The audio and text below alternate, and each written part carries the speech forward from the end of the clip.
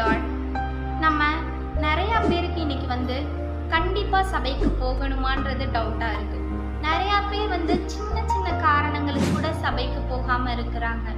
ஆனால் லூக்கா 13வது அதிகாரத்தில் பார்த்தோன்னா 18 வருடம் கூனியாக இருந்த ஒரு பாட்டிம்மா, அவங்களால நிமிர்ந்து பார்க்க முடியாது.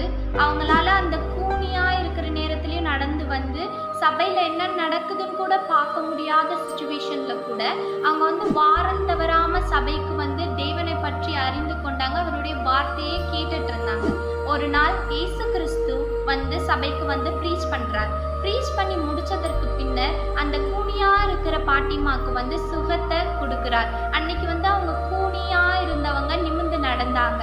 அதே போலதான் நம்மளும் தேவனுடைய வார்த்தையை வாரம் தவறாம போய் கேட்டோம்னா அது ஒரு நாள் இல்லைனாலும் ஒரு நாள் நம்மளுக்கு கிரியை செய்யும். அது நம்மளுக்கு பலன், ஆரோக்கியம் எல்லாத்தையும் கொடுக்கும். அதே போல உங்களிடத்திலும் எங்களிடத்திலும் தேவனுடைய வார்த்தை ஆட்கொள்வதாக.